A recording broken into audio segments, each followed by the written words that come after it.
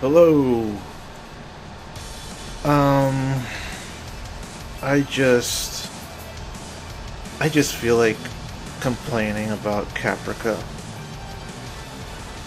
There's not going to be any takes on this, so it's going to be maybe a little bit long and definitely very rambling. I don't have any notes. I don't particularly know where I'm going to go with this. And I haven't made any sort of video in a very long time. But I just finished this show, and it was just terrible. So, Caprica.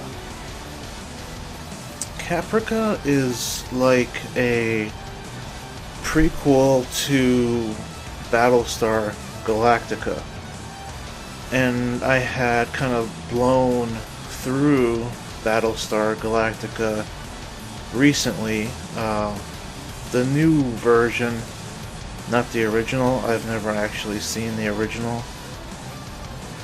And don't get me wrong, Battlestar Galactica had a lot of problems. A lot.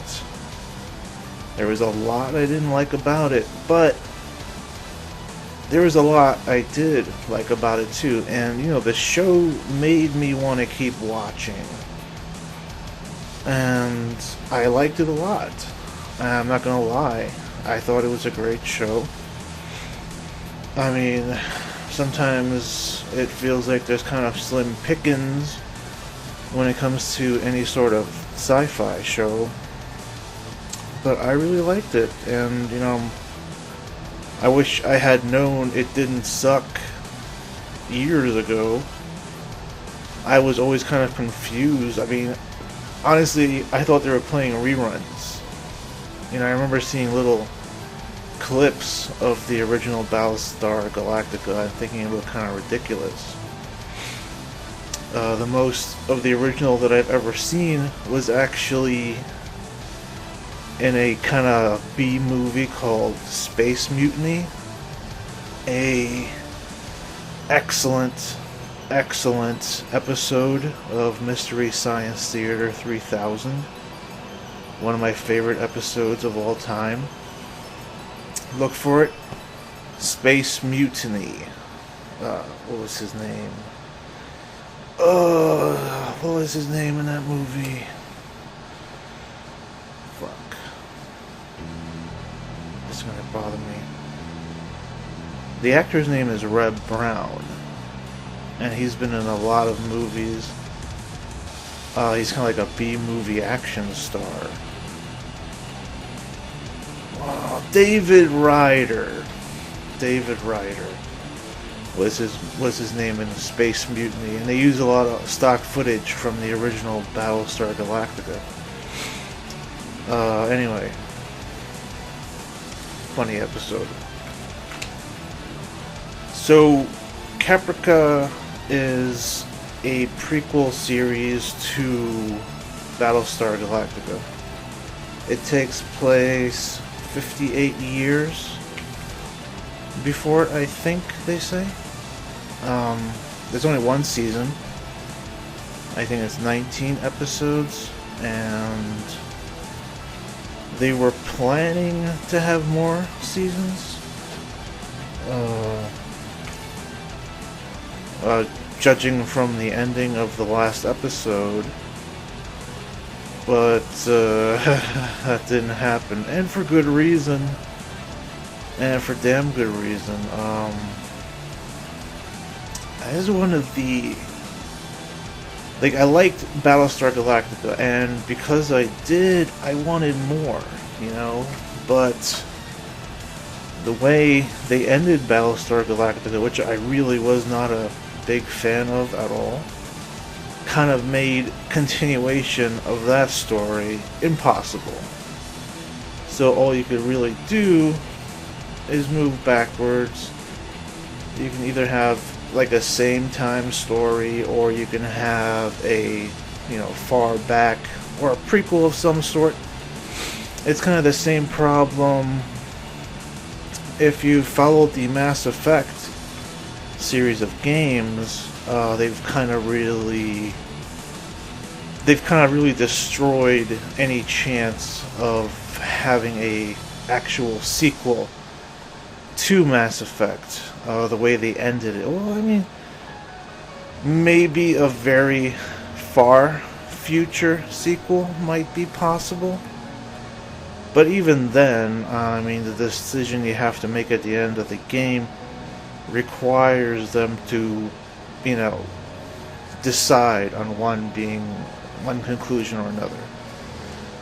And there may be a little bit of wiggle room there, but not much.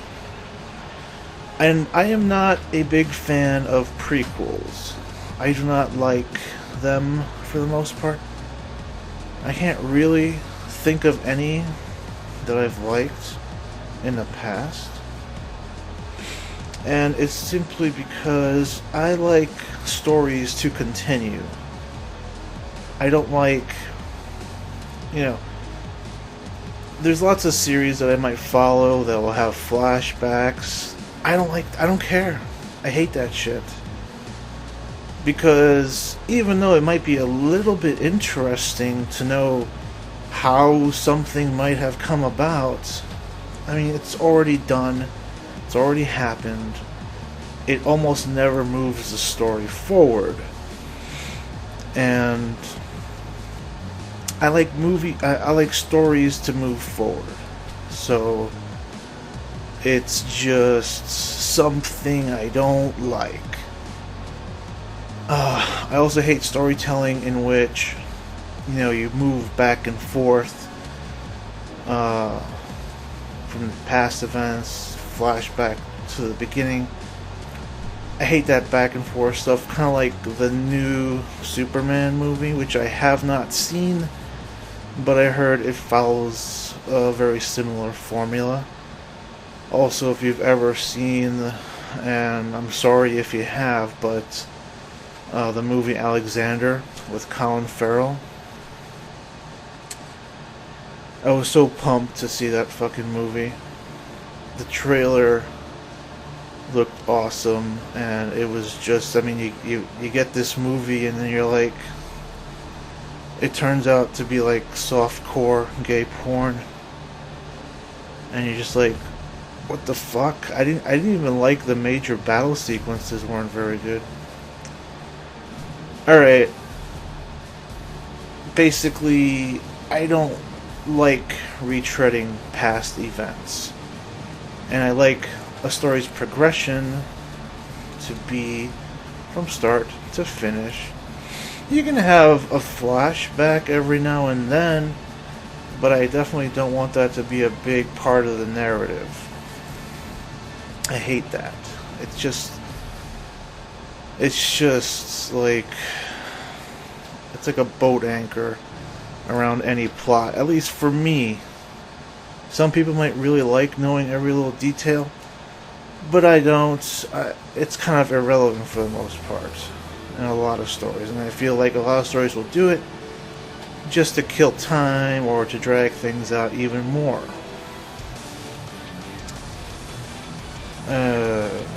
So it's just not a type of storytelling I am a fan of. Anyway, so already going into the show Caprica, I'm already not liking it because it's a prequel, of course, but at least it's still in the same universe as Battlestar Galactica, so I wasn't totally without hope. I thought I might like it a little bit. And to be fair, there were things that I did like about it. Like, the show is not, totally awful. There are some good things that I liked. Well, number one, it takes place in the Battlestar Galactica universe, which is the first thing that I liked.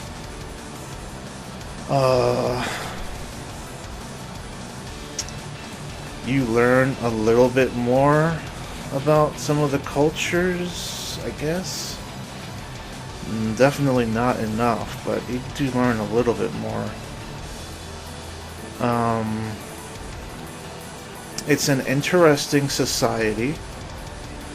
We're led to believe each colony is significantly different from each other, but we only really spend time on Caprica. There's a few flashes of 2 other worlds, but we learn even less about those. I don't think we learn anything about Geminon, and as for Toron, we learn there's no flowers there, and I don't know. It seems like there's some kind of war going on there between, like, gangsters and space Nazis or something. It's pretty barren what we know. But we do learn a little bit more about Caprica. We at least get to see it.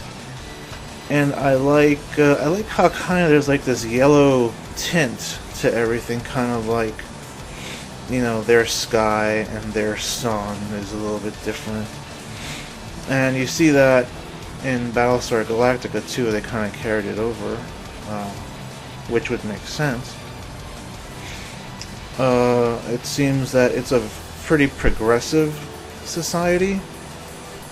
There doesn't seem to be any qualms about polygamy, gay marriage, drugs are legal. So it seems like maybe the writers, you know, believe that stuff too, which is interesting. It's good. I would have liked to learn more. It seems there doesn't seem to be prejudice either. A little bit, depending on what planet you might come from, but not so much your ethnicity. And I don't know if monotheists were typically discriminated against, or if monotheists had just emerged on the scene. So they might have had some discrimination or prejudice against them. Not positive. I like parts of the intro. Parts of the intro are interesting. Parts I still really hate, but the parts that I like, I thought it was done very well. Alright. That's about it. That's all I like about this show that I can think of off the top of my head. What I hate? Well, there's a lot more. I don't think that there's a single character in the entire show that I liked. I guess the closest one would be the character Sam, or Samuel Adama. He at least wasn't totally useless. He typically achieved whatever goal he was aiming to accomplish.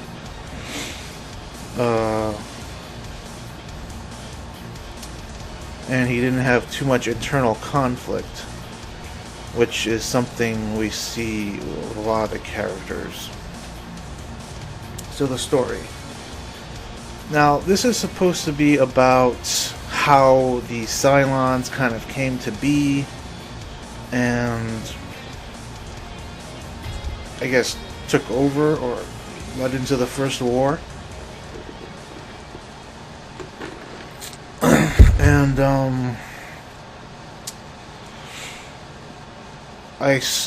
from the first episode, I was like, and because it has one of the problems that we had with another prequel, the first Star Wars prequel, Episode 1, in that it's focusing on stupid fucking kids. Now, every major cast member in Battlestar Galactica were adults. Now we're introduced to who I guess is the main character, or she's definitely the focal point of the plot. Zoe Greystone. Zoe Greystone, she is 15 years old, and by the way, if you ever want to see this show and you don't want to be spoiled, then just don't listen to this, because I am gonna spoil the shit out of this fucking show.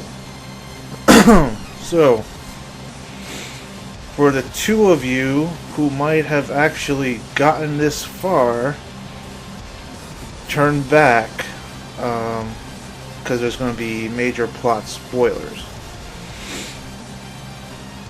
But, you know, don't worry too much, because the plot is really not very good anyway. So, Zoe Greystone, she's like a genius who has come up with a way to copy her memories, her personality, basically all the information that kind of makes her, and create a digital copy of that, kind of like artificial life, or it's a copy of her, but it still is her, you know what I mean? And she dies in the first episode, and she dies in, it was unexpected, and it turned out to be like she's part of a organization called Soldiers of the One, or Soldiers of the One True God, who I guess want to let people know that there's only one God, and the way they want to do that is by blowing stuff up. I really, like, honestly, throughout this whole show, I didn't understand monotheism wasn't illegal, and, they're just blowing stuff up, and not only are they blowing stuff up, but they're also fighting amongst themselves, and there's different factions, and I'm like, why are you even blowing stuff up? How does that even get there? I mean, they don't release manifesto.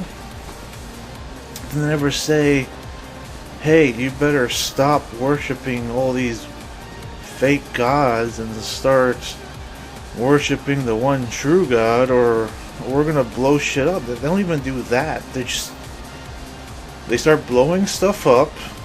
There's some sort of investigation, and then the investigation turns up, there's this group called the STO, and they're like blowing shit up, and they believe in one God. And I have just watched this. It's mostly fresh in my memory, and I really don't understand what they were thinking, why they felt they had to do this. Nobody was fighting them until they started blowing stuff up, and then they were trying to like catch them, I guess. But whatever. Nothing about this show makes sense. So the whole plot: a train blows up. Some stupid kids do it. One of Zoe's friends, who's also a member of the STO. And then, you know, her father decides, like, her father finds out that she's made this copy of herself. And he's like some kind of computer scientist, and he's making like these robots and which will eventually become the Cylons, and he's trying to get her copy into one of these robots and get her into the real world. It goes wrong, and she, like, half the show is spent watching Zoe be stuck in this robot. Shut up. Stop it.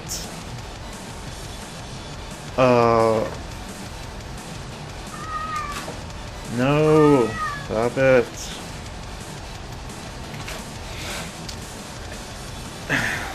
Hold on.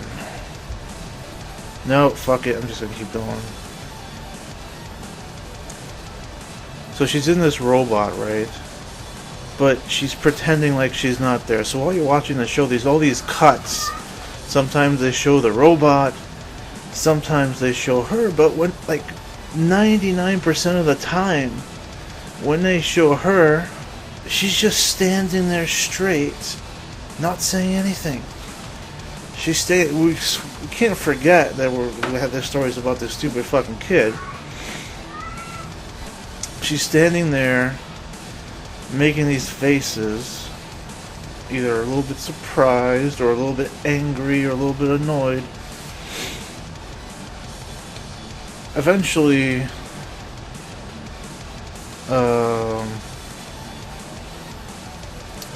she escapes,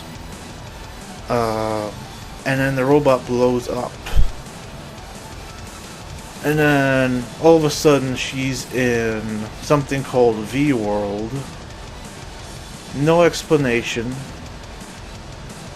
how she got there. Was she always there? Because I was kind of thinking, well, maybe the copy in the robot blew up, but, you know, maybe a copy of her remained in the virtual world. Alright, so in V-World, most of V-World takes place in something called New Cap City, which is kind of like a 1950s gangster version of, shut up, Klutzy. They don't hear me talk very much, so they get excited. Oh. Anyway, I hated every second of New Cap City. And when we finally catch up to Zoe again, she's trying to find, which, you know, I don't even know what happens to the other one. Alright, I'm gonna back up. Anyway, the whole Zoe Greystone arc is really ridiculous. I think what kept me watching also was just wondering when this plot was going to really take shape. And it never really does. It's all kind of like a bunch of threads that, you know, they all kind of work towards the same thing, but it's like I hated every single plot thread. Alright, come here. Come here.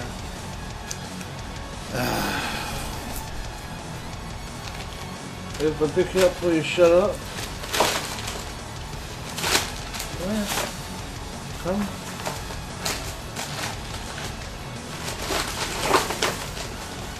Or whatever.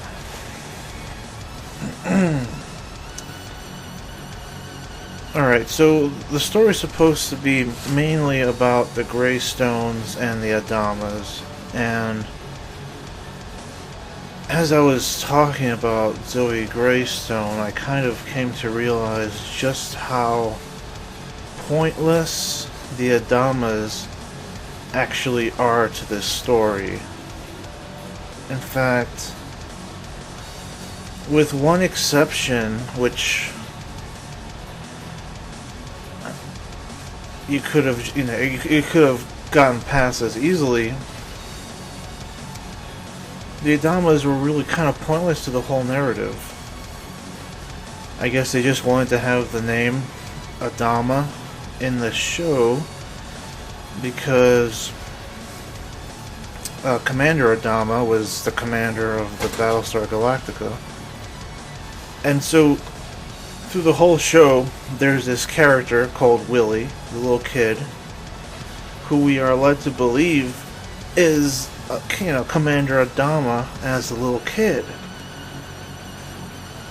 And we spend the entire show thinking this, and then the last episode, or the second to last episode, he dies.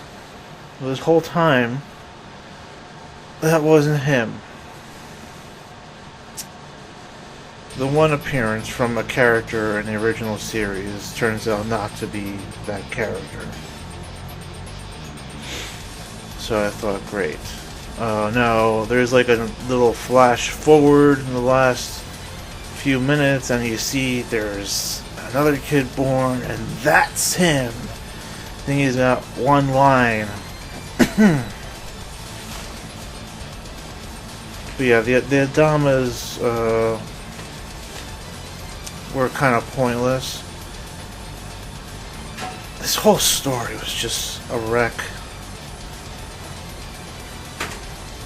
It was so complicated and like the worst part for me was the STO. It was by far the worst. My most hated character in the show was Clarice Willow. I actually hated her more than Zoe, and that's saying quite a lot.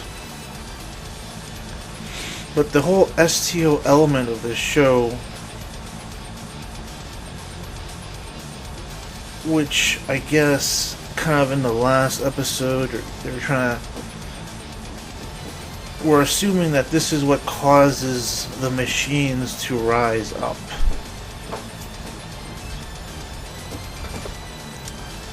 We're greeted by a few scenes of Clarice preaching to the Cylons that they're real boys too and they deserve equal rights. Now this is completely pointless because it only happens in the last few minutes. Clarice Willow is sort of like some kind of rebel STO leader who basically causes a lot of the, I don't know if you'd call her the antagonist, but she's one of them if there is one. So I hate her a lot. Let's see. I'm not a big fan of Joseph Adama. His brother's okay, but Joseph Adama is pretty useless for most, if not the whole series. His brother Sam is kind of cool,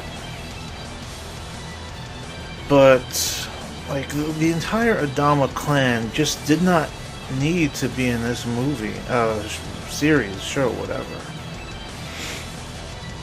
So we have the Greystone faction, which is basically Zoe, who's kind of the protagonist and antagonist of the whole story, I think, and her parents. And they spend the whole series fighting with each other, or trying to get Zoe back, or trying to get the company back. We've got the guy who's like sort of leading the investigation, and you know what? I just don't know how to explain it all. This show sucks, okay? It really sucks. I hated it. I hate Lacey. I hate Zoe. I hate Clarice. I hate Yosef Adama. I hated Amanda Greystone. I hated Daniel Greystone. I kind of liked this one guy a little bit, forget his name, something Vergis, but he dies. And I only liked him because he seemed like kind of an obvious obstacle. Well, his intentions were clear, and he was kind of going after Daniel, so of course we gotta write his ass out of the show.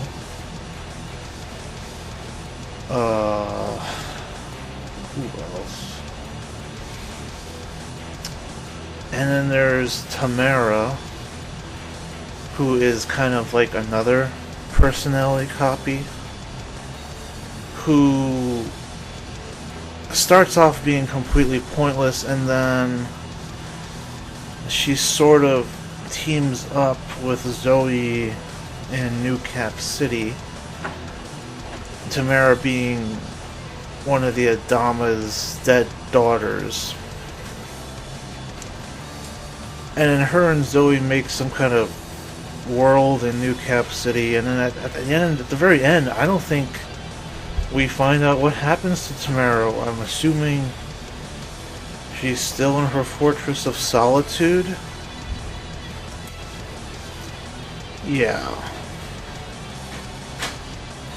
That's pretty much everybody. All the main characters. And yeah, you know, maybe I should have made some notes of what I wanted to talk about specifically. But it's too late for... Shut up! You too! Stop it.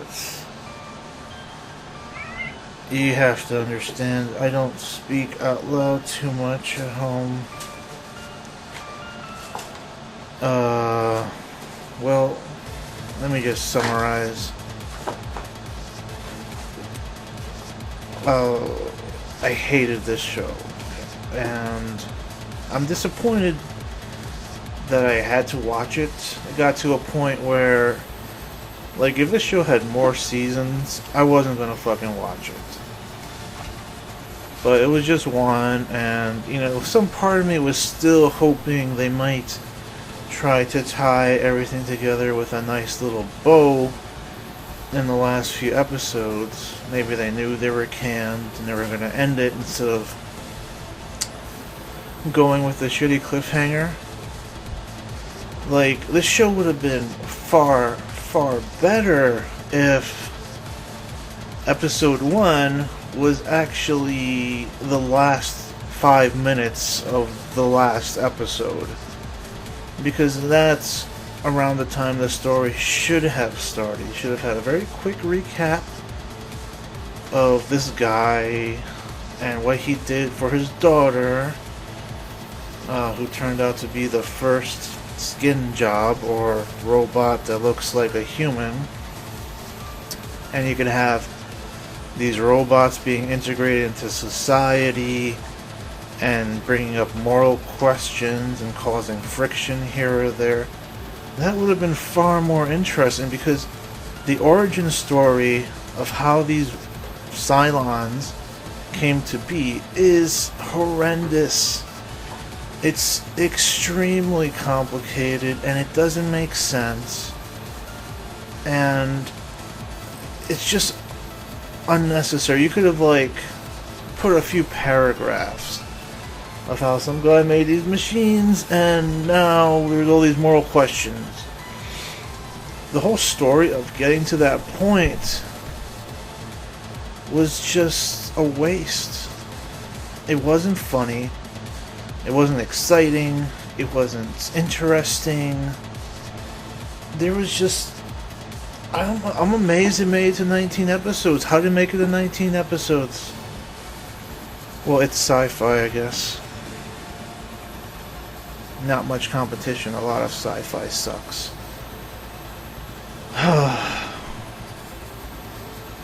Sorry for this. I don't know what I'm doing. But anyway, I liked Battlestar Galactica. I do not recommend Caprica to anybody. Anybody at all. You know, there are some other Battlestar Galactica prequels that I might watch too. I think one's like a movie, and one might be like I forget. One's called like Blood in Chrome or something. I kind of want to watch that. So if you stuck with me this long, I apologize for this. But nobody put a gun to your head either, so I'm not that sorry. And, yeah. I might do this for some other shows or movies I watch in the future, maybe. Probably not. This was just so bad, and, you know, when something is so bad, sometimes you have to say something. And since I don't want to bore anyone specifically with all this, I figure I would just bore the ether. Alright, Happy New Year, or whatever. I guess, take it easy. Bye.